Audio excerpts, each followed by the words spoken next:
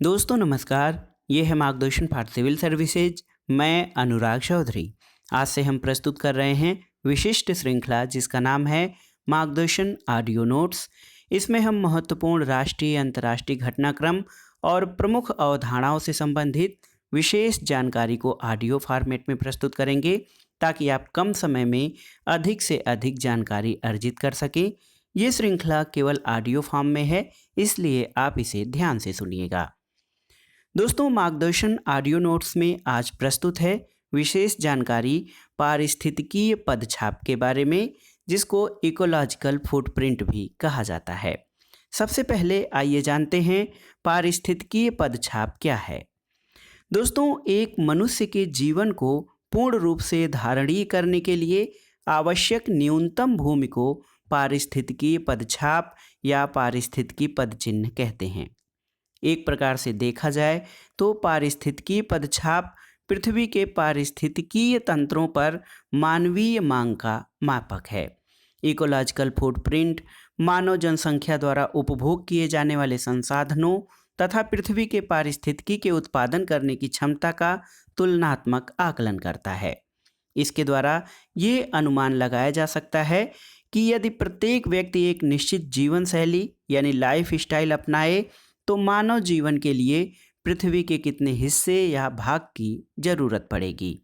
वर्तमान में मानव की आवश्यकताएं बढ़ी हैं, लोगों में संसाधनों को प्राप्त करने और प्रयोग करने की दर में इजाफा हुआ है। ऐसे में पारिस्थितिकी पदचिन्ह द्वारा ये आकलन करने में आसानी होगी कि मानव जाति पारिस्थितिक आवश्यकताओं का उपयोग पृथ्वी द्वारा पुनरुत्पादन या पुनर्सृजन की तुलना में कितनी तेजी से करती है। दोस्तों, पारिस्थितिकी पदचिन्ह शब्द का प्रयोग 1992 में विलियम रीस द्वारा किया गया था। एक बार फिर से सुनिए दोस्तों, पारिस्थितिकी पदचिन्ह या इकोलॉजिकल फुटप्रिंट शब्द का प्रयोग 1992 में विलियम रीस द्वारा किया गया था और इकोलॉजिकल फुटप्रिंट का मात्रक या इकाई ग्लोबल हेक्टेयर यानी वैश्विक हेक्टेयर है। आसान शब्दों में कहा जाए तो ये मानवीय मांग के सापेक्ष पृथ्वी के संसाधनों का तुलनात्मक अध्ययन है कि मानव की आवश्यकताओं के अनुरूप पृथ्वी के संसाधनों के पुनरुत्पादन और सेवाएं उपलब्ध कराने की क्षमता क्या है और कितनी है। एक प्रकार से ये मानव की आवश्यकता और संसाधनों का तुलनात्मक लेखा जोखा है। दोस्तों, ये था आज का ऑडियो नोट्स जिसमें आपने जाना इकोलॉजिकल फुटप्रिंट यानी पारिस्थितिकी पदचिन्ह के बारे में।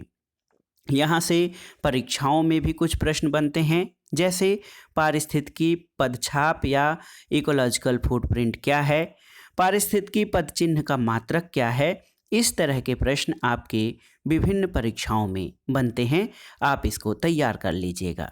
दोस्तों, ये ऑडियो नोट्स आपको कैसा लगा हमें कमेंट बॉक्स में ज़रूर बताइएगा ताकि हम इस श्रृंखला को आगे भी जारी रख सकें।